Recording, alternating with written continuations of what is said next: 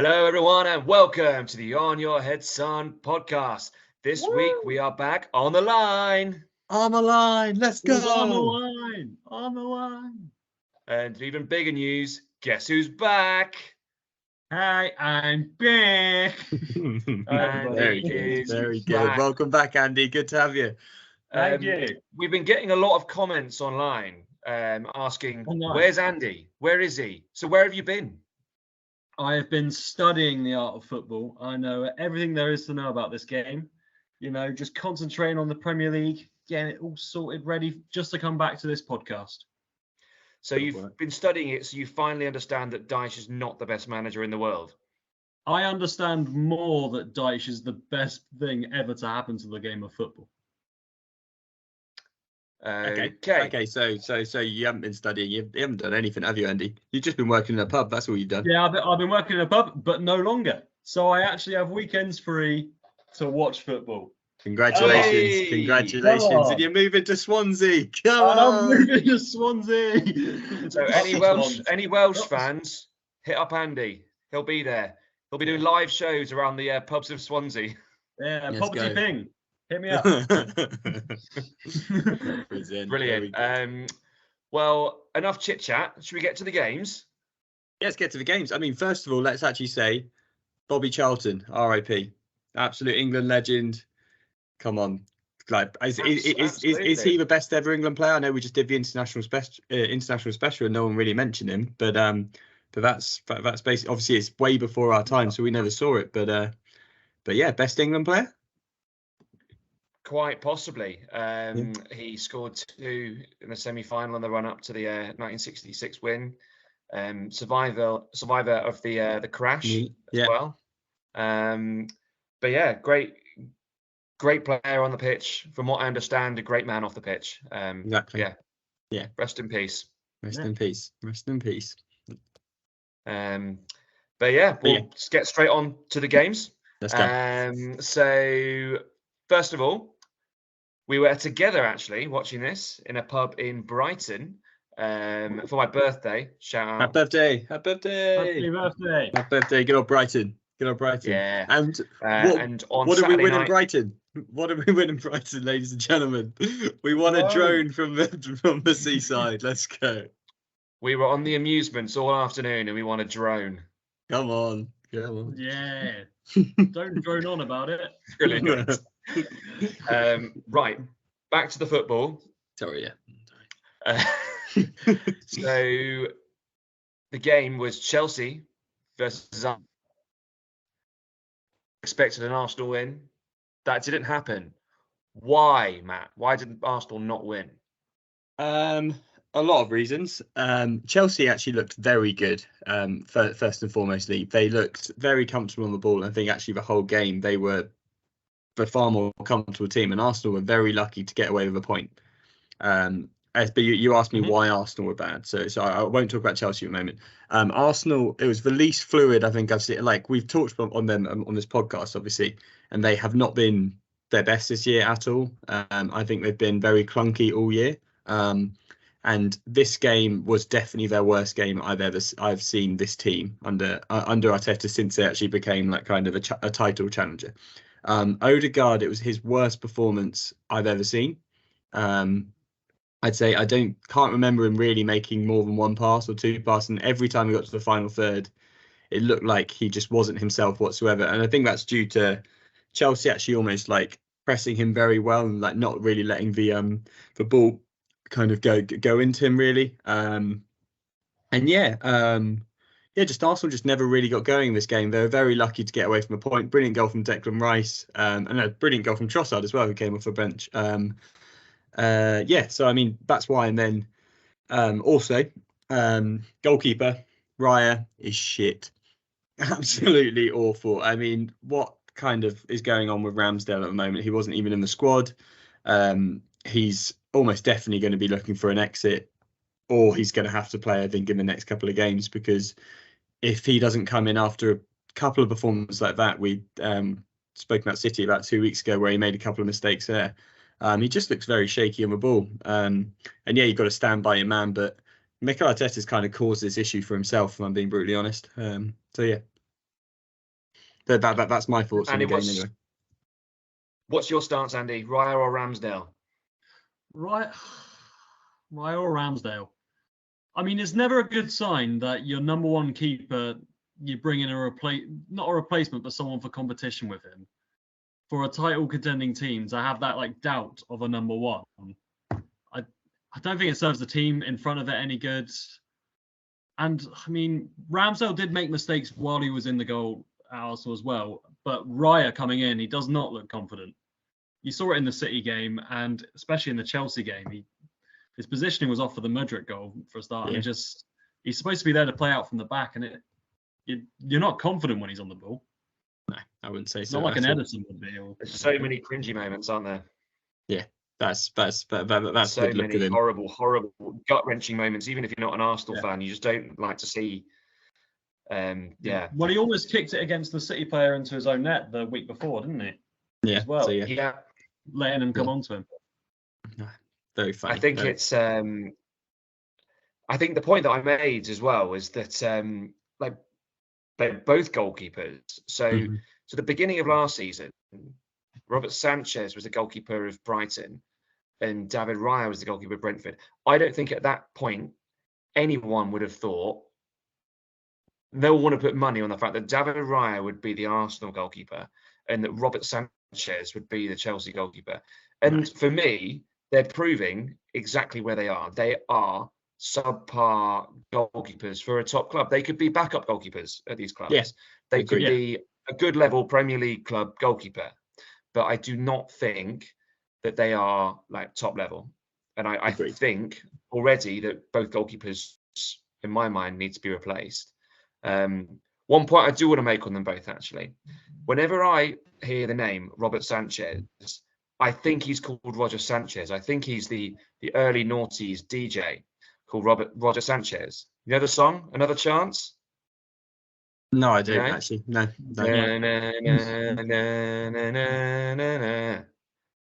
He's not fit to keep the Chelsea goal. You know that one?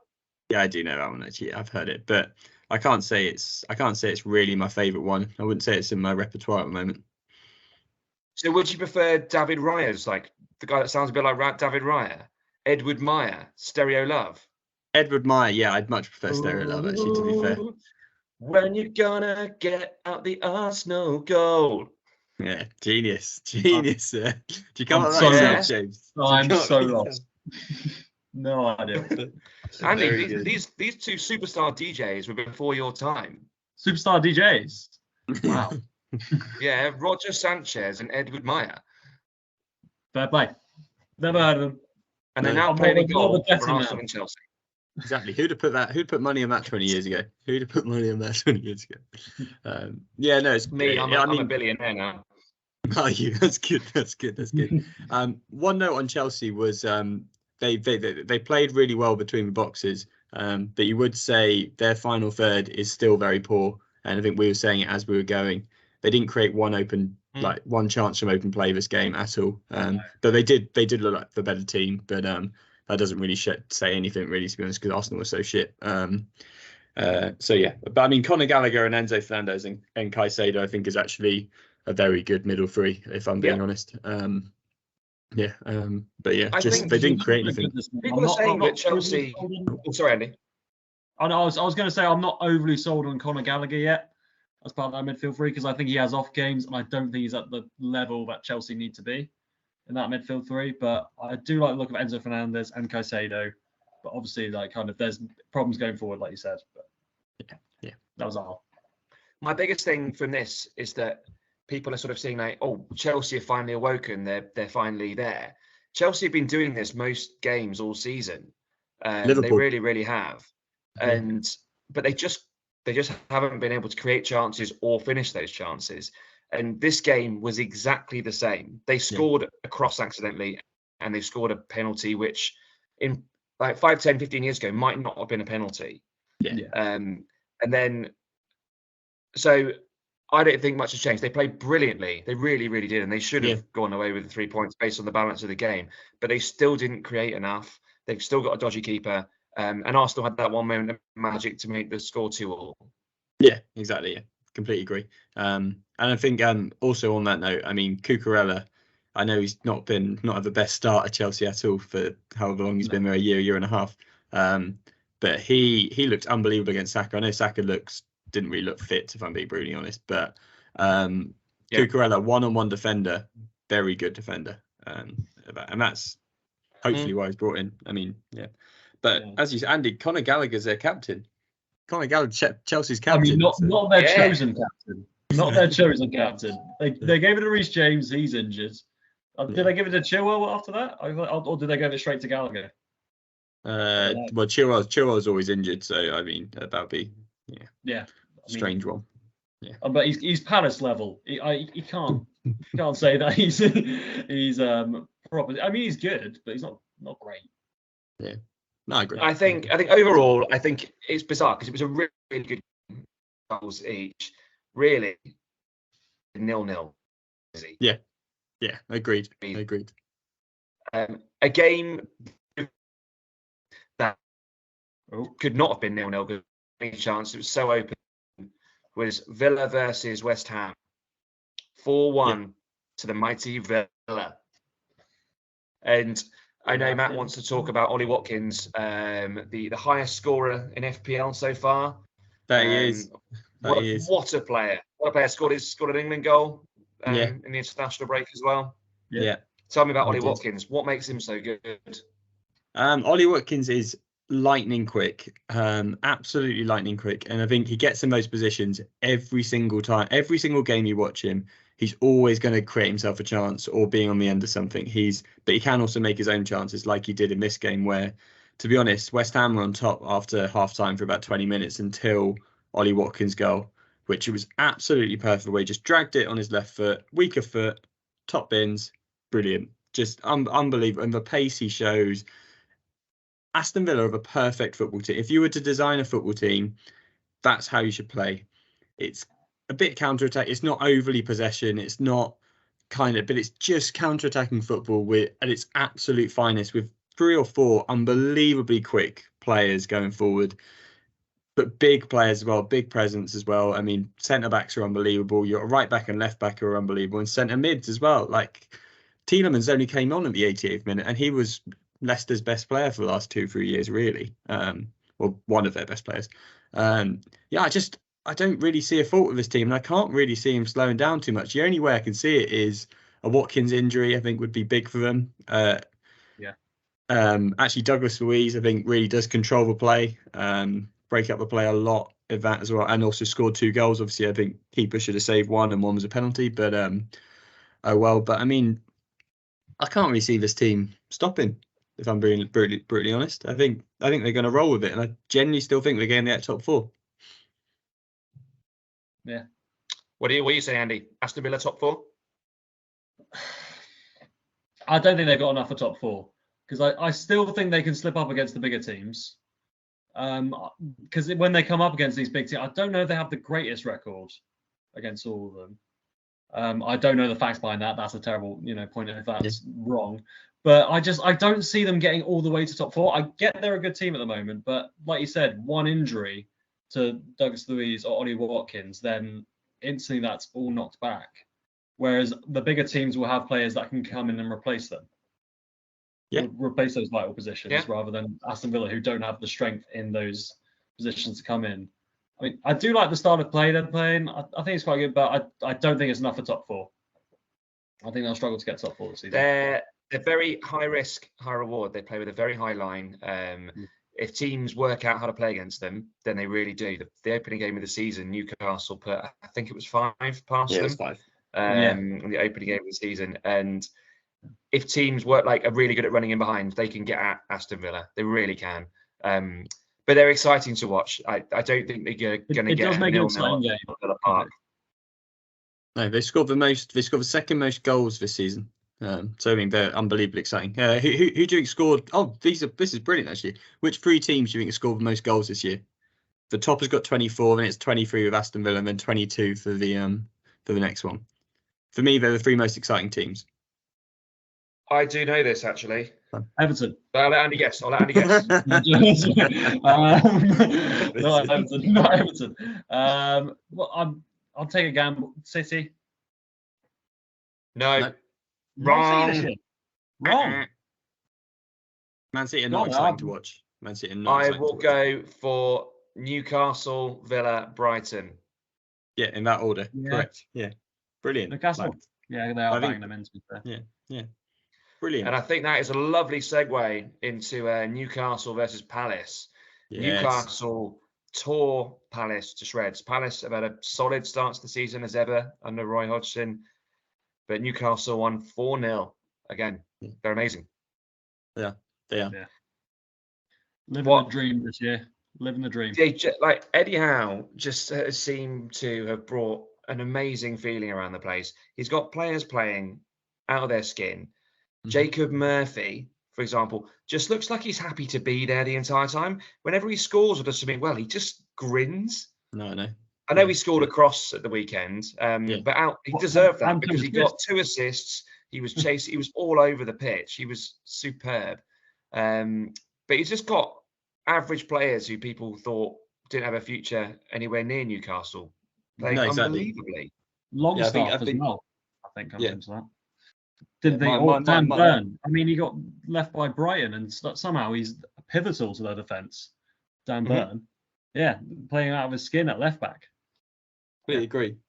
I think with Dan Burn, the key is there. Like, he almost knows his limitations, like whereby he's now just moving into a back three, which allows Trippier just this time on the ball that is just luxury for a right back. And he's not really one of those that goes necessarily into centre mid too much. He's quite firm where he stays a little bit more on the right and does kind of overlapping. It just suits. It's almost like that's almost what you need Trent to do for Liverpool, really. But obviously you've got Robertson on the other side. He's obviously really good. He's still got the set pieces as well, doesn't he? Because the team goes forward so well, it's going against the fullbacks. They get a lot of fouls, so there's a lot of cross going in. Yeah. I mean, he's got an absolute whip on him, Trippier. I mean, what a leader and what a player. Can't speak against him, to be honest. Completely agree. I think my big takeaways from this game was, as you said, Jacob Murphy, Sean Longstaff, Lascelles played him a championship for them, who's obviously come in for Botman, who's injured. I don't know how long he's out for. And he does not look out of place at all. I genuinely think Lascelles can hold. I've always rated it. He's always been a really good kind of player. I've always said he was a really good kind of player, but he looks comfortable on the ball still. I always thought like maybe they're just keeping around just for like mentality, which I think they probably were maybe last season, but this season he's come into his own, playing really, really, really well.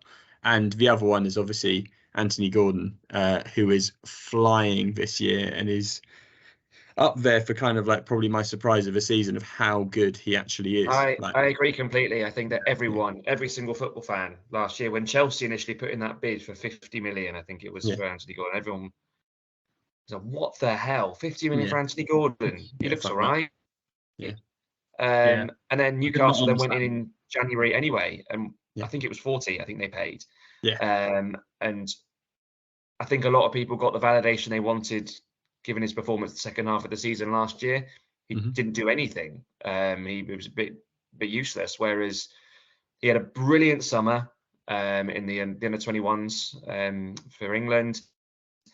And then he has been flying this year. And he is now, he's one of the people that's first names on the team sheet now. That like Newcastle do rotate quite a lot, especially given the fact they're now in Europe. But he is one of the ones that's top of the list now. Yeah. But also, I mean, we could bring it back to that Newcastle PSG game. In the first minute of the game, he goes and crashes into their right back. I don't know who the right back is at the moment, PSG's, but crashes into him, then gets the crowd up. He's just like, I saw that straight away. It's brilliant. Oh yeah, no. Okay, maybe it was the centre back. Hakimi is there, right back. Yeah, you're right. Sorry. No. But yeah, what a team! What a team! Andy, I'm gonna let you talk on what a team Everton are, even though they lost 2-0 in the derby. Everton. Sorry. Anyway, I won't go for that. But yeah, what a team! What a team they are. I mean, it's all about the referees that game, wasn't it? You know, the referees won that one. Ashley Young wasn't a red card, was it? It wasn't a red card. Never a red card. No, okay, that could have been a red card. But I mean, the game plan went kaput for Dyche as soon as they conceded that penalty. Like, you know what Dyche is going to do in that game. He doesn't have the quality that Liverpool do going forwards. He's going to sit in behind. And as soon as they got the man sent off as well, they brought in an extra centre-back with Michael Keane and Nathan Patterson as well. So you could tell they were just sitting back. So as soon as that goal went in for the penalty, it was over for them. And how Konate was still on the pitch is a joke. Yeah, is a joke. Stopping a counter-attack by kicking him in the leg and then not even getting just a warning. That's the key one. And then Klopp brought him off in that minute. Literally in that minute, took him off and brought on, I can't remember who brought on, doesn't matter. Joel Matip. Yeah, but just what a joke. And that completely, so you're saying, like, I don't know, that goal changed. That goal wasn't until 75th minute or something. Everton were comfortable. Liverpool didn't create, like, they created half chances that sometimes, I mean, Salah was poor for like 70 minutes. Again, Salah has been, I think, actually quite poor on the ball for a while now, but just comes up with these magical moments where he just scores 2-3 a game. I think his goal ratio in the last like 20 games came up, and it was like 28 in goal involvements and stuff like that. So I mean, it's ridiculous. So yeah, but I mean, how Konate is on that pitch, and it completely changed the context of the game. From there, because I genuinely thought under 10 with Everton, 10 men looked so comfortable for absolutely ages, and then Beto, what a turn! They can push out a bit more as well. Yeah, exactly. Because they had the extra man, they're not going to outpass them with a man less, even with the same amount of people. They're not going to outpass them. So Dyche's plan was working, so sitting back, letting them play in front of them, but just to get that decision against them is. The refereeing this year has been appalling. Like, I genuinely do think this is the year where it's the third. I mean, so the week before the international break, there were two very similar examples of players that should have got second yellow cards, like blatantly, in Kovacic and Bruno. Yeah. But the standard seems to have dipped. I don't know whether it's just coincidence or what the reason for that might be. And we asked Matt and Claudia last time on the pod, what do you think on VAR? You a fan? Not a fan?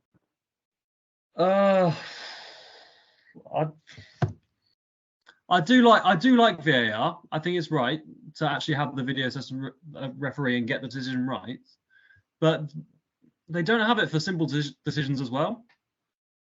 Like kind of if the linesman gives a corner when it's gone off their defense, the actual striker, they don't automatically have a system that says that's a definite corner or that's a definite decision. And then if it goes to a foul, I get you kind of have their indecisions and stuff, so it's good for the referee to go over to the monitor. But I mean, the offside, that was a joke. So you think you expand VAR more? Yeah, Andy, you're saying more VAR. That's what you're saying at the moment. We're saying let's get rid of all refs. Let's get rid of. I tell you what, Howard Webb, fuck you. Come on, let's go. Let's get rid of all refs. If the decision's right, that's fine. But I do. It slows down the game to that extent. Yeah. Well, maybe the technology's not there for it. And also, the technology might not be ready for it. And also, there are so many decisions in football that are subjective. There are the amount of time that you hear commentators, and I say it as well, the word orange card, which is somewhere halfway between a yellow card and a red card, because it could be interpreted either way. Cole Palmer, this weekend. Pardon? Cole Palmer this weekend, orange card just before his goal. Yeah. They do take that to VAR. And then they do actually advise they don't actually advise the ref to go over to the monitor for all decisions. No. It's just if they think it's a red card, then it usually is given that way. Yeah. But I don't think you should. If you have your way, Andy, if you have your way, football matches will last about 8 hours. My way? How dare you My put it on me? Your way. You making me the VAR spokesman over you here. You and Howard Rebb, Andy. You and Howard Rebb are ruining football. You're ruining it. Joke. You're a joke. Ruining it. VAR, my lord. Right. Let's move on from that, or else we'll have a debate about that forever. What we'll do is we'll skim through the rest of the games this week. I'm going to read them out and the scores, and you guys can shout if you've got anything to say. City versus Brighton. City 2, Brighton 1. To be honest, I don't really have loads to say on this. You wrote something down, James. Go on. Well, I wrote two things. First of all, I thought this should have been a really exciting game, and from what I gather, it just wasn't. It didn't live up to the expectations. And then I put the force is with Count Dooku. Yeah, I mean, lol, genius. Star Wars reference. Thank you. I love Star Wars. My note is a bit more. My note's a little bit more different really, and it's kind of more about the way the Premier League's going, if I'm being brutally honest, and I don't really like it because. Thank you for being brutally honest, by the way. Thank you. Yeah, no. But it's the way the Premier League's going now. Is every team is playing exactly the same way, and it's not surprising that the top teams are now getting 90, 100 points because. When literally you're up against what made the Premier League so exciting before and previously in early 2000s to kind of mid 2010s was every team had a different style of play.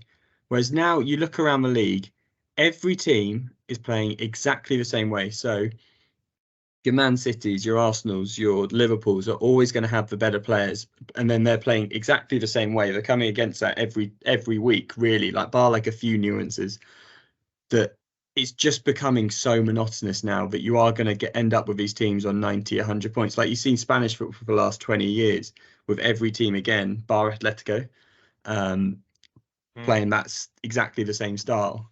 And Real Madrid and Barca, no surprise, always end up on 90 to 100 points.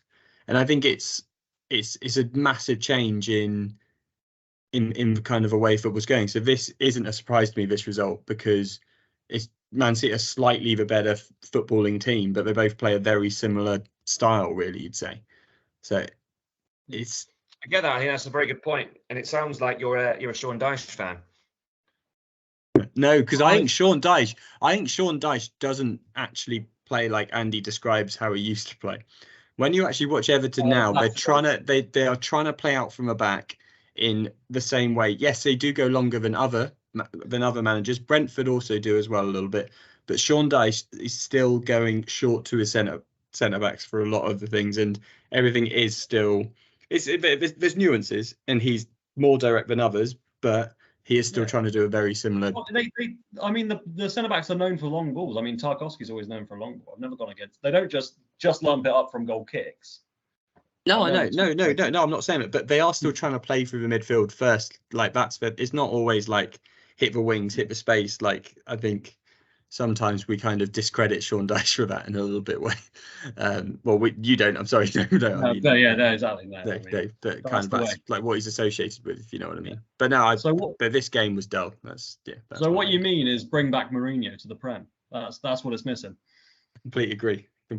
Or bring Simeone in. That's what I'd like. Yeah. It does need it. That sounds like a terrible idea. I think that Matt has watched the Beckham documentary, and he's watching games with zero tactics, where just the best players were just like the best, and he misses that.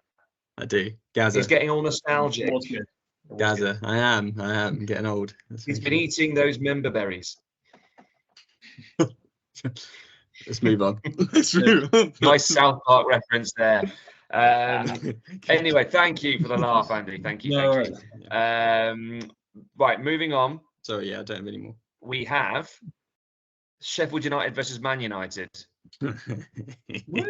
I put down this as a relegation 6-pointer because I think both teams are garbage. I really do. Where are Man U? And actually, do you know what? One shout out, give to Andy. Andy, at the beginning of the season, said that Andre Onana was the worst signing of the summer. And actually, that's not far from the truth at the moment. He looks awful. He does. Way out of his depth.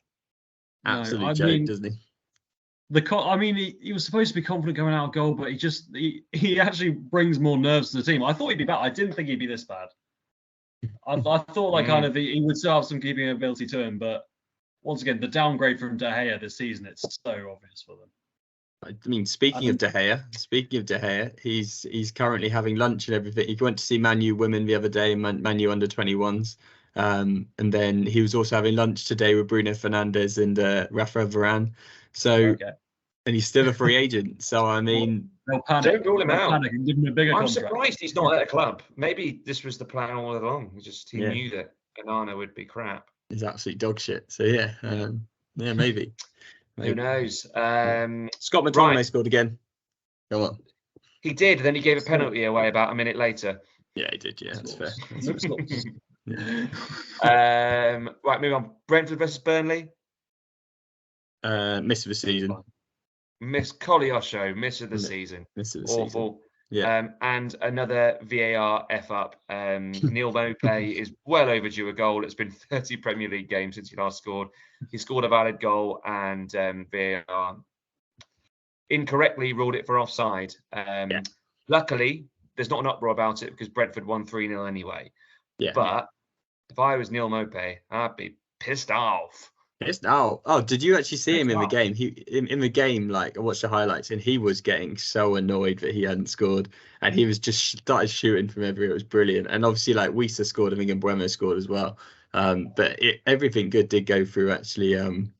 Big old Mopé. So yeah, good to see. He'll get his goal. It's been a while. You can see it's playing on his mind, though, can't you? Yeah, you can definitely see that in front of goal. Yeah, even at Everton, he was getting frustrated. Yeah, he was. Yeah. Which isn't surprising. Right, next up we've got Bournemouth Wolves. Bournemouth Wolves, yeah. 2-1 to Wolves. 2-1 to Wolves, yeah, very good. And I've got to say, Cunha scored his first goal. So well done, Cunha. I actually think he's played really well the last few games. He's actually been a bit of a handful up top, and it's a big surprise to me. Yeah, and that Korean guy, he's gone off the ball. He hasn't scored in a couple of games. We need to stop saying this because it's going to get less and less relevant in the news. The fact that Pep Guardiola said that Korean guy, and now you don't sound very, very current. So I think that's the last time that we're gonna say that Korean guy on this podcast. Are we talking about that Korean guy? Sorry, that's what I know. Yes, I mean, like, yeah. We're talking about Hwang Hee-chan, who has the highest shot conversion rate in the Premier League. Yeah, exactly. Yeah, he does. What a player. Really good player. Like, to be honest, they're front three now, actually looking at it now. He played Neto, very good player. Yep. That Korean guy.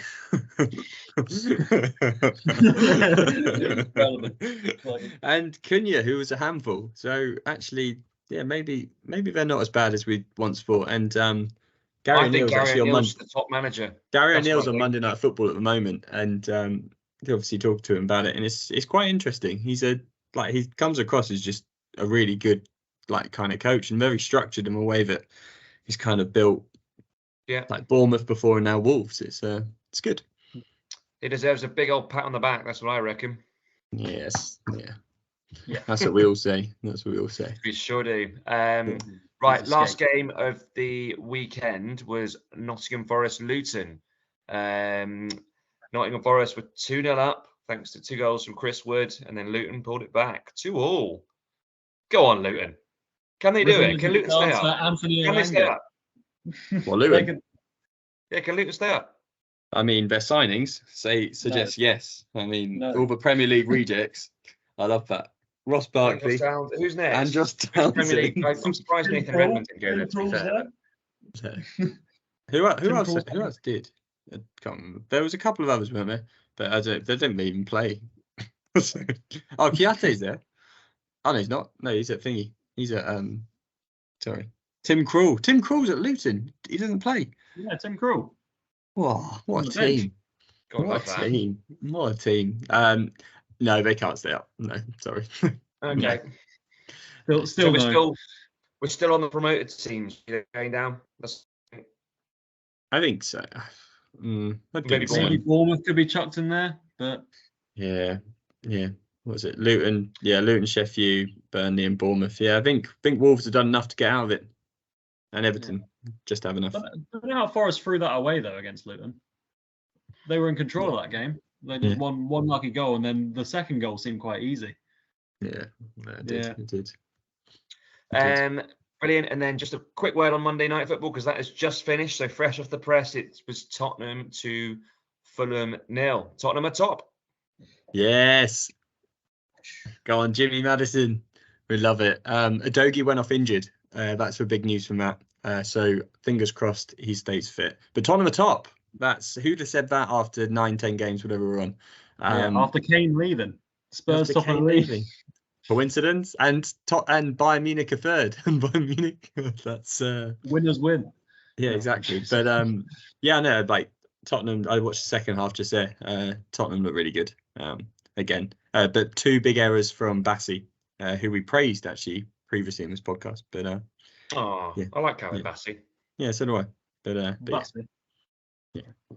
But what an exciting league table we've got at the moment. It's chopping and changing every single week. Mm-hmm. We have Tottenham on 23, City on 21, Arsenal 21, Liverpool 20, Villa 19. 4 points separating the top 5. Not top 4. Newcastle and Brighton not far behind them either. And Man U. How Man U are there, to be honest, after their shit start, I don't really know. Yeah. And at the bottom you've got Sheffield on 1 point. Yeah, but anyway, exciting times. Definitely. Speaking of exciting times, what time is it? Go on, Andy. It's been you for a while. I know what it is. What is it, Andy? The predictions game. Yes. Come on. Zip points. All right. Well, Andy, do you want to start us off with your prediction? Yeah, I'll go out and say, before I say this, I don't trust this, but I didn't really know what else to go for. So I've gone Bournemouth 2-1 against Burnley. Oh, yeah, Andy. Love that.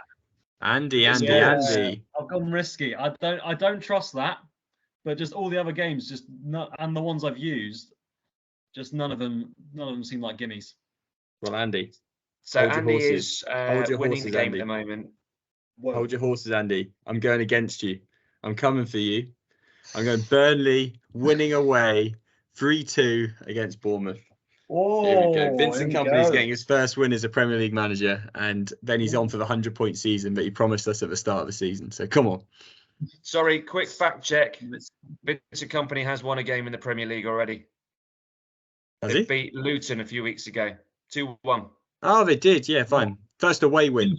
Sorry. No. That wasn't away win. Second away win. I do not follow Burnley. Sorry. That sounds a bit spicy, though. I like that. Little Bournemouth Burnley spice. I'm coming for you. That just reminds me of the old in-betweeners, where it's like, if anyone asks if I like football, I say yes, I love football, but not Burnley. Burnley can fuck off. Burnley can fuck off. Love that. Cracking. Well, I've gone for a fairly safe bet. I'm running so far behind in this competition now. I think it's a safe bet. I'm going for Arsenal to win 4-0 against Sheffield United at home. Cool. Yeah, fair enough. Yeah, back against Sheffield. I think it's fairly valid. Back against Sheffield. I think Arsenal need to get back on this one as well. So, yeah. No, I think the thing is, you say this, but Arsenal are, third place, 2 points off the lead. They haven't lost a game yet. Yeah. They're not playing great, but they're getting the job done, as they say. Exactly. As Gary Neville said actually yesterday, that he's more impressed with them when they win ugly than when they play beautiful football. So, come on. He loves that. Winning ugly. Come on. Yeah, it's great to win ugly. Yeah. Brilliant. Well, that wraps up everything. Any closing remarks? Good to have Andy back. That's what I'm saying. Yeah, good to be back, Andy. Brilliant. Yeah, no, I loved it. It's great to be back on the poddy, talking about footy, and being a spokesman for VAR as well. Yeah, exactly. Yeah, you and Howard. Absolutely. We've got a lot of bad press lately, but we're really working hard to make it better. Yeah. I mean, yeah, you're brilliant. We'll see how your new job in VAR goes. Brilliant job. Cracking. Well, with that, there's only one thing left to say, and that's just to remember that it's on your head, son. Not off your head. Son! Yeah. Waka waka.